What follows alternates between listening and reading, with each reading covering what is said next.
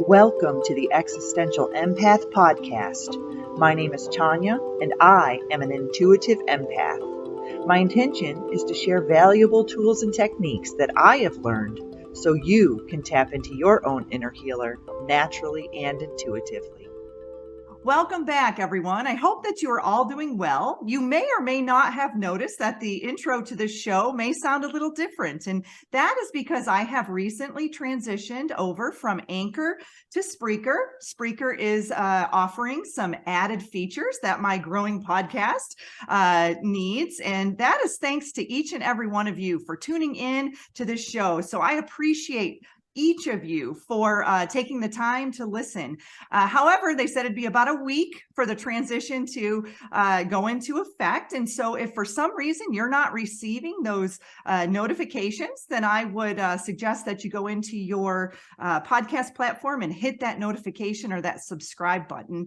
And as always, most of my shows are also uploaded on my YouTube channel, the Existential Empath Podcast, for those of you that prefer the visual experience. So that's my PSA for today. And so let's dive into our guests. So I am really excited about the guests that we have today. I have Tracy King here with me today, and Tracy is an intuitive channel, transformational teacher, and the host of the Gritty Mystic podcast, where she has illuminating conversations on spiritual development, which inspire divine breakthroughs.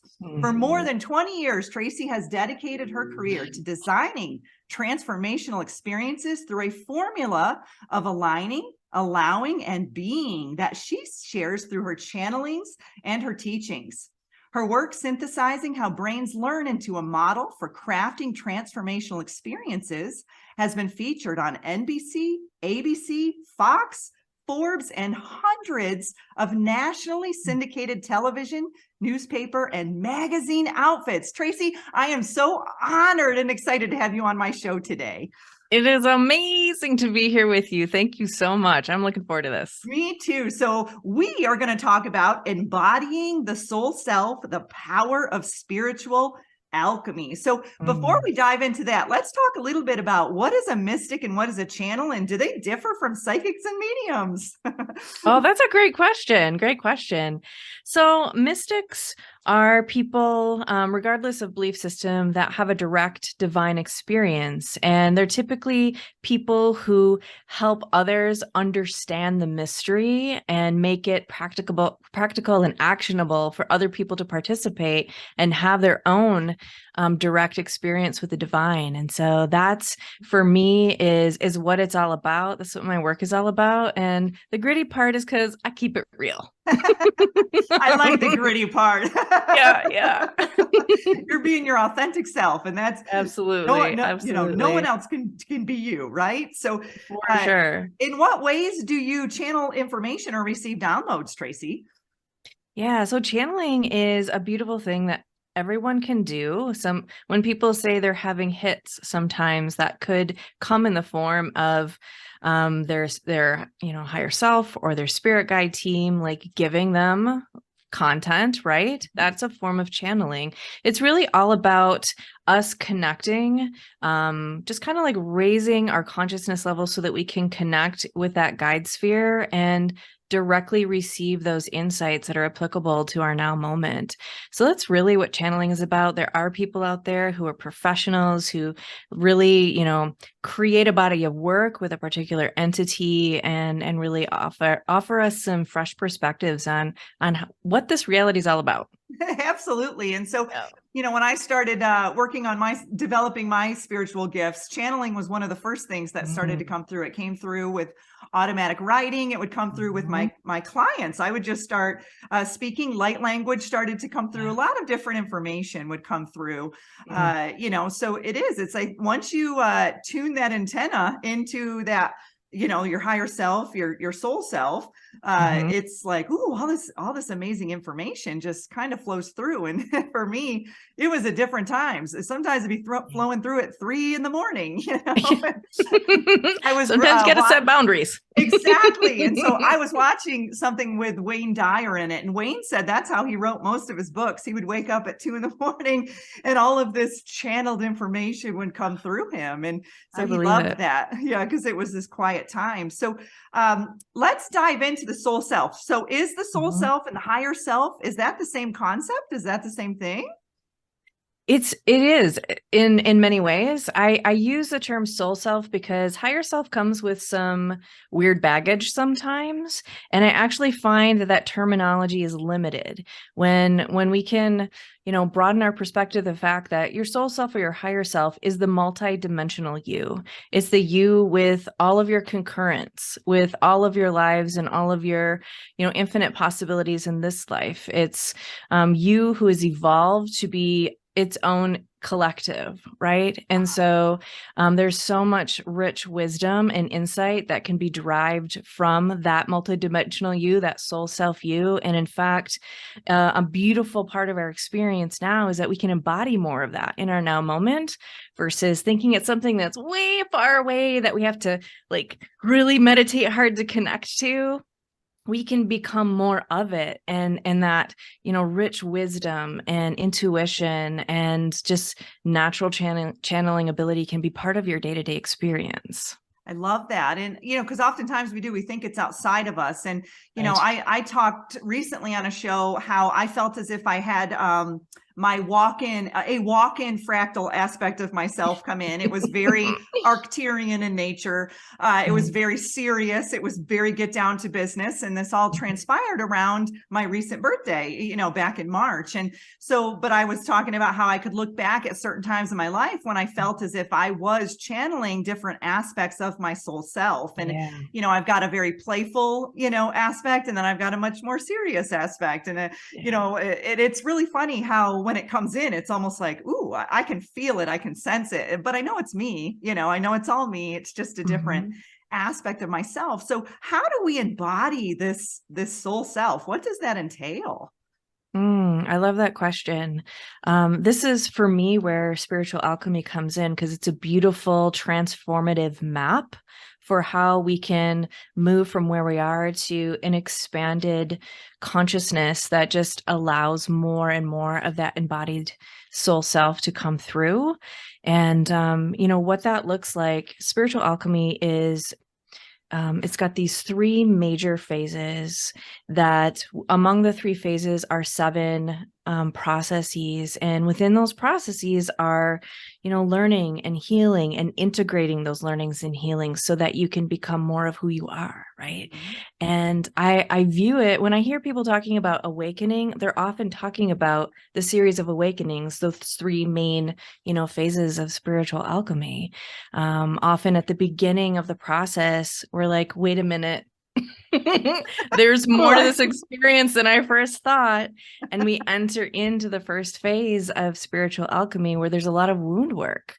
There's a lot of healing that we have to do, a lot of decolonizing beliefs, taking a look at what we truly do want to believe and what's programming that we're ready to discard, right? And in that process, we heal and become more of ourselves. And then we realize, wait a minute, I'm more than just this person right here. I'm more than the integration of my conscious and my subconscious mind. I'm, a bigger being than that. What does that mean for me? And we go on this new awakening journey in the spiritual alchemical process.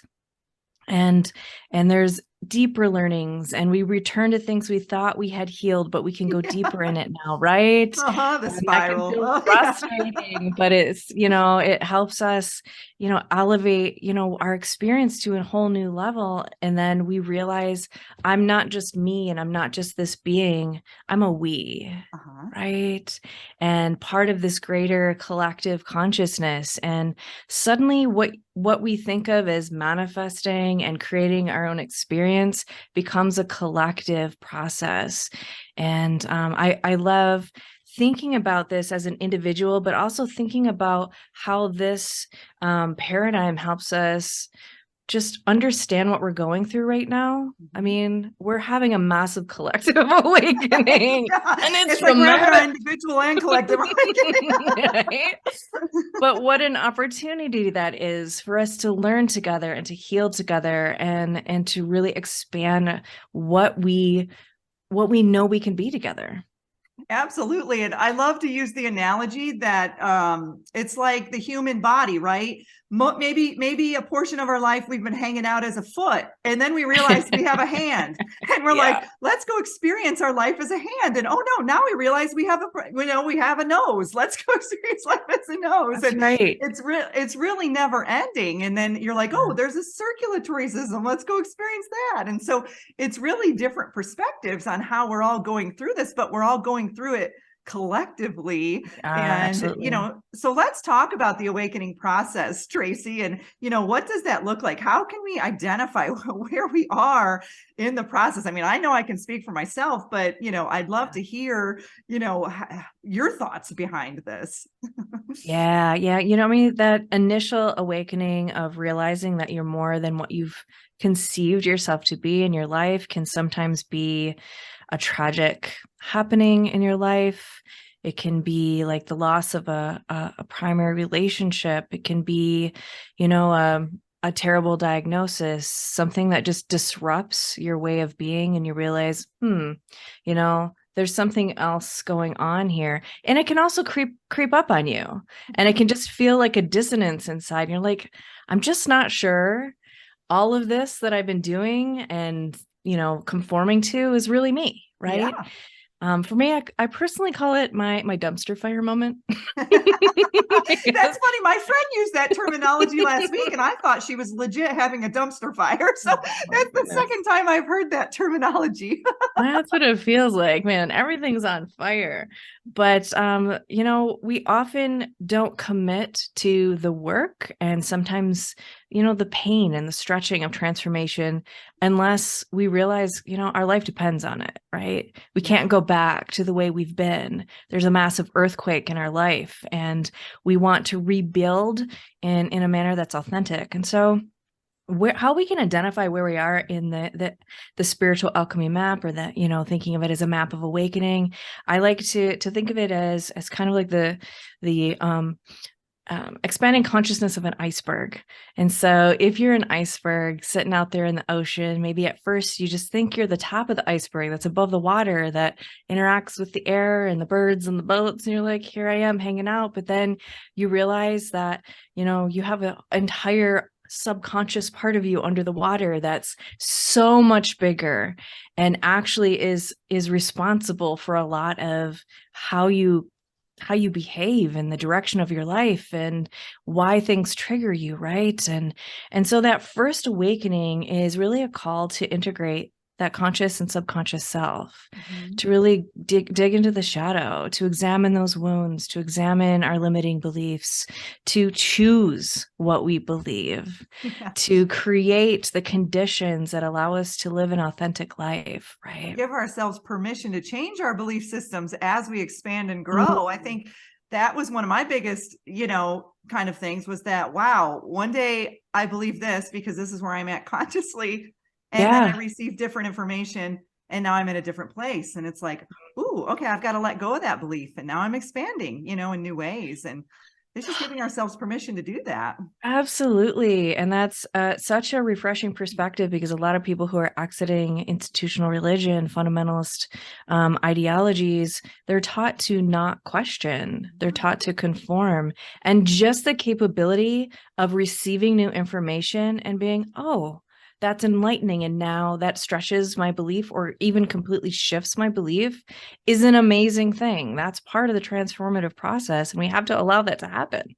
Absolutely. And it's on so many different levels too. It's the religion, the education. I worked in healthcare. I was just expanding myself in the way that we can heal. And, and so there's so many avenues as to how we are all expanding and growing and, kind of breaking through these limited belief systems. And, it's like the iceberg analogy. It's like, the top of the iceberg, you're sitting in the sunshine in the conscious mind. And then you realize, oh, I got to go underwater. It's really dark under here. And there's a lot of scary things. And I have to deal with my inner child wounds, and I have to deal with my shadow self, and I have to deal with all these really dark, not always super traumatic, but dark things that maybe we don't want to go into that dark cave to deal with. But the more we do, the more we heal, and the more we can expand and grow. And that's, I think, the hardest part is you're like, okay, I'm diving back in, I know. I mean, we push it underwater because we don't think it's cute. Yeah, we want to be up on the top.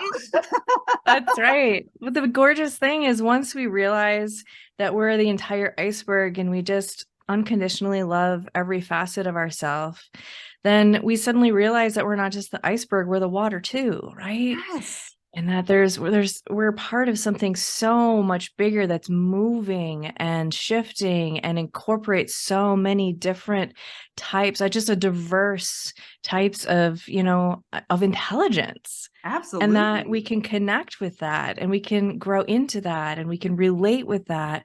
And there's all of these new ways that we start to conceive of who we are. And often this is where we have connections with our guide teams. We're developing those intuitive psychic gifts. We might have mystical experiences. Part of that intuitive, psychic gift set might be beginning to channel, right? And then, we just realize really what that relationship is, and that it's not them out there, it's more of me. Yeah. And awakening to that is a radical shift in your perspective on creation. Suddenly, creating is not just about, amassing the wealth and the goodies. There are some bigger things that you have in mind for just elevating the experience collectively. I love the conversation around wellness and justice. You coming from the healthcare space and all of the privilege that's in health to be healthy, right? Even just to eat healthy requires a lot of privilege, right? And suddenly, this conversation of well-being, of wellness and justice, of equity in that, and how we take care of each other. And can we truly be well if there are so many people suffering around us? What is our take in that conversation, right? Just broadens our perspective. And then that last awakening is really truly stepping into, what does it mean to be all of that? I'm not only the iceberg, I'm the ocean, I'm the cosmos. What does it mean for me to exist holding that in this body, right? Yeah. And it's like, how can that water radically change everything? Yeah. It's like that liquid, gas, and solid. There's days you feel light, there's days you feel in the flow, and then there's days you feel heavy. It's like really just moving through the different states of matter that each and every one of us are, through our multi-dimensional aspects of self. Absolutely. Yeah. Just a gorgeous exploration, uncharted territory. Absolutely. And so I love how you brought up, when we're connecting with our guidance team. I've said this for a while now. I kind of had this realization that my guidance team is me. It's just me in different frequencies and me in different vibrations. And so, and people say, oh, my spirit guides, I'm like, you mean you, Yeah, ultimately, yes. Me. Yeah.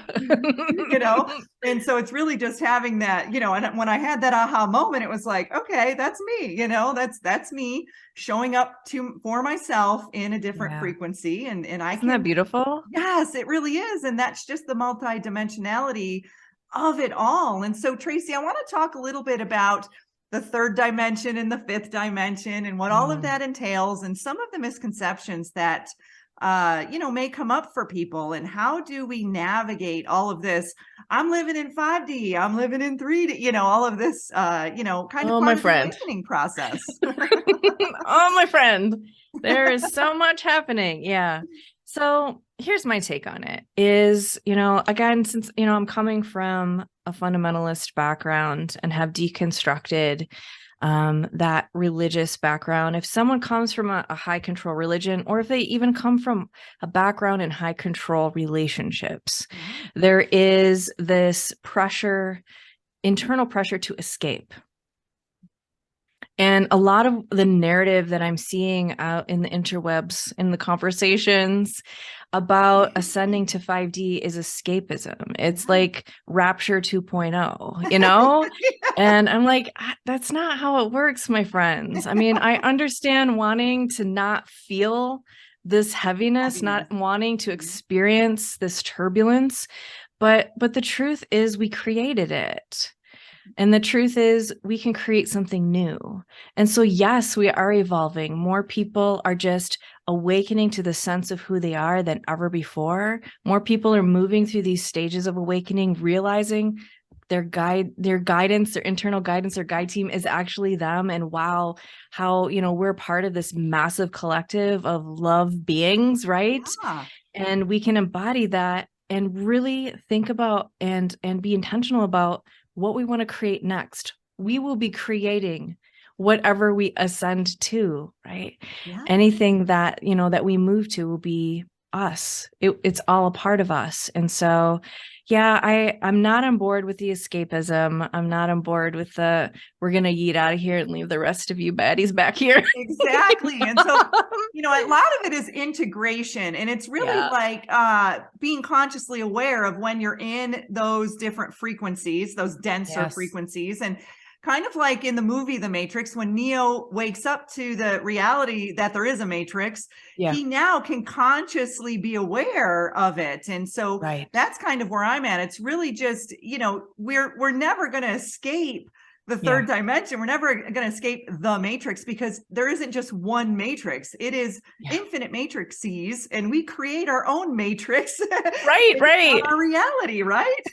We chose to be here. Yes. And so, and the thing is that, part of our role here in this process too, is to hold our frequency. We're mastering our own frequency. And as we do that, like you said, we are creating our new reality, our new earth, so to speak. And so it's really an individual, going within process, but yet collectively we're connecting, on this deeper, more expanded level. And so I love this conversation, because I see that too. It's like, we're all waiting for a solar flash or solar flare to happen, and boom, we're waking up in we're out of here land tomorrow. And I'm like, I've never bought on to that, not saying that the energies aren't intensifying and, things are happening. Of course that is, but, I've never really, fed into that. It's just, we're all having our own internal solar flash, happening. Yeah. The conditions, whether we see them as turbulent or whether we see them as opportunities to just level up how we manage our vibration, it's all expanding what's possible right now. I mean, we're in a place that where more is possible. And so let's use that capability to create something better, right? Absolutely. And, I read The Divine Matrix by Greg Braden, and he talks a lot about how you can actually look out the window and look at the weather, and it gives you a good indication of what's going on inside of you. So if it appears cloudy, what's cloudy inside of you? If it appears stormy and chaotic, what's stormy and chaotic inside of you? So, if you are sensing and feeling these energies super strongly and super intensely, what do we need to go inside, go within ourselves and say, okay, why am I feeling these so powerfully and intensely? And this was kind of an area that I started to do myself. It was like, no, I think my thoughts were telling me, oh no, it's eclipse season. Oh no, it's Mercury retrograde. Oh no, it's all of this. And so my body was like, okay, where I had to check myself and say, no, Tanya, your beliefs, your thoughts around this energy is actually what's creating the physical manifestation in your body, and not to say that, of course, the energy does affect us, we're physical beings, but I think I was creating more of it to be affecting, my physical body through my emotions and my thoughts about the energy. These conditions are mirroring things to us. And so if we feel triggered, it's an opportunity to reflect. And I like you, I like to think about things like astrology as weather, and you dress for the weather. It's not like the weather has to wreck everything. I mean, put on a raincoat. I mean, I've lived through hurricanes, I've lived through blizzards, and I'm doing just fine. That's right. That's right. Dress for the weather. Yeah. Exactly. So, Tracy, I want to talk a little bit about some of the ancient technologies and how we can use some of these in modern times. I've done a few shows on this in the past. I do what's called grid work, and I go, out and help clear the sacred sites in the land. And I want to kind of have your perspective on what are some of the ancient technologies that we look as, new age or whatever, but really it's ancient age, and in this information that's actually coming forth, for us to remember. Right.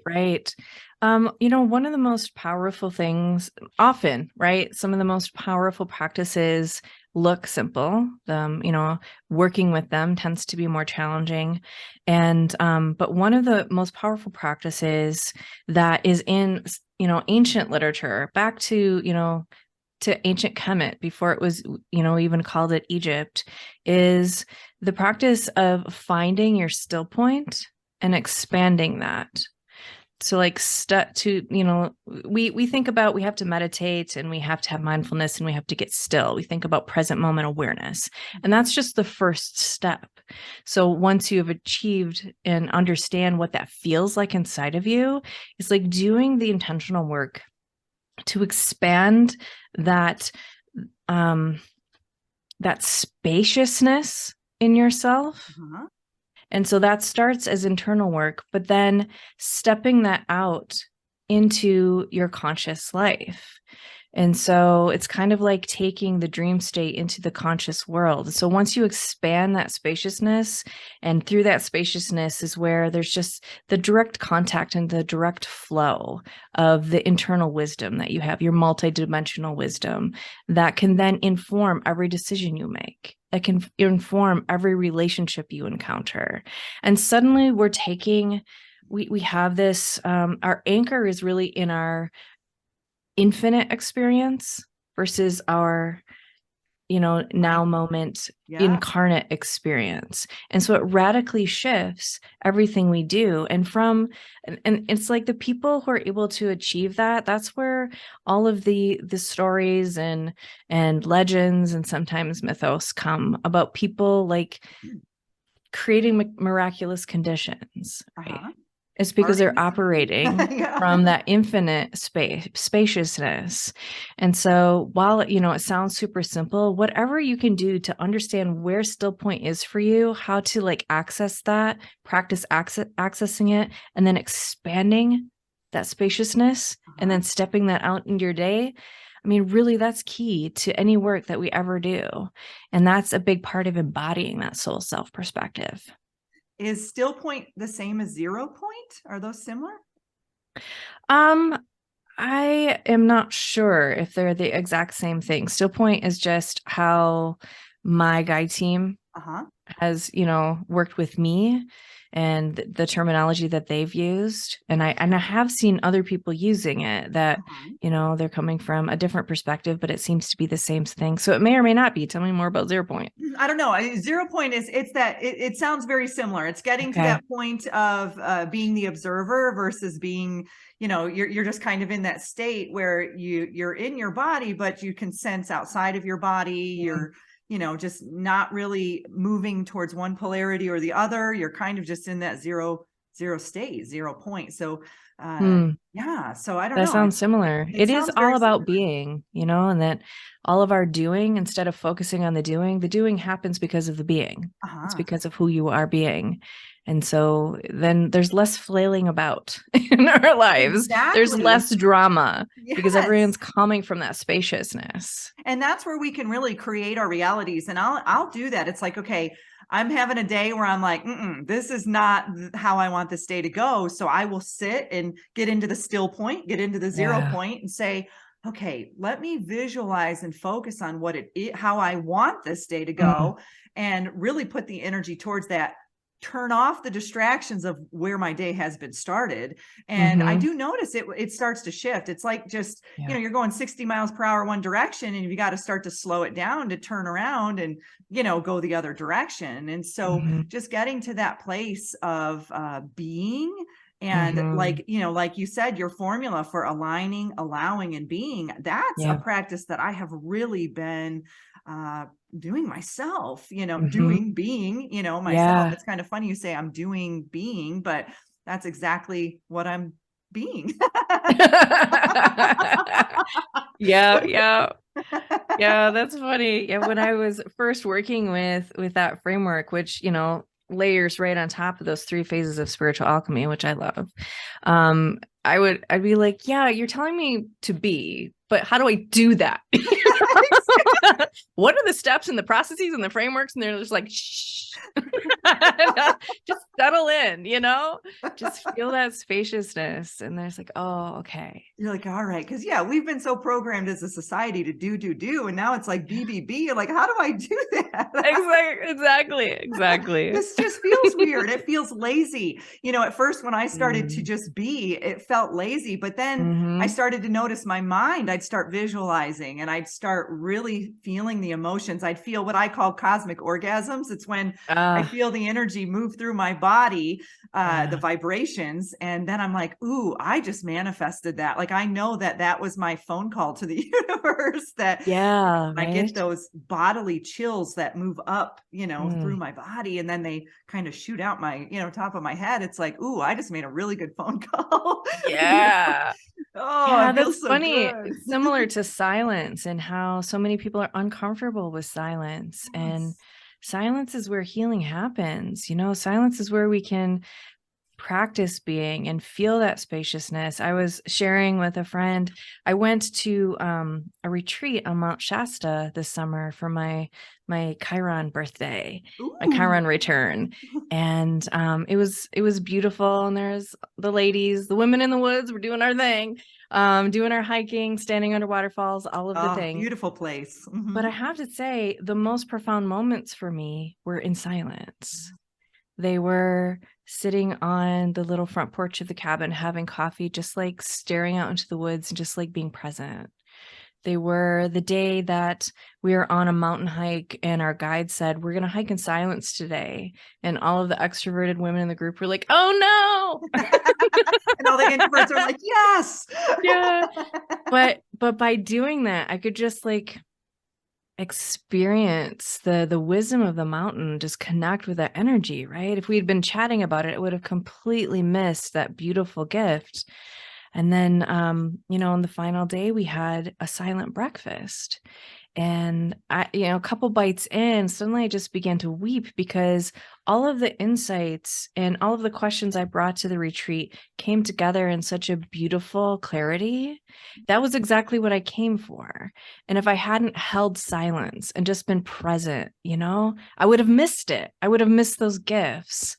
And so just, allowing that for yourself is such a beautiful way to go through life, to experience life and access your wisdom. Yeah. And there's so much power in silence. When I grew up, my mom's a talker. And then, so I always thought I had to fill in the silence. And then when I got married, my ex-husband now, but his family was very quiet. And so I always felt like at the dinner table, I felt very awkward, because I was used to a family from Western New York that talks a lot, and they're all talking over each other and kind of loud. And here I am sitting at at dinner and no one's talking. And I'm like, this is awkward and weird. And so I kind of got used to that. And then I started, I've been kind of single for a while now, and I'm in my own space often. And so I got really used to the quiet. And now I noticed my clairaudience started to kick in. I was able to, when I would hike, I could hear the trees would speak to me, and I would hear things almost like, I joke with my friends, it was like I was on shrooms, because, when you're on shrooms, everything's amplified. And, so it was like I was hearing nature, and nature was speaking to me. And this is where the natives, this is their teachings, it's just sit and be still and listen to what nature has to tell you. And many of us have a hard time with that. especially if me, I lived in Orlando for many years and it was just constant loud and, and then now it's like I live in North Idaho and it's just quiet and silence. And I'll never take that loud back again. Now that I've experienced the calmness of the silence, it's like, ooh, it's kind of overwhelming for me sometimes when I'm around people who can't be silent. It's like, ooh, let's just take a breath and let's sit here in this.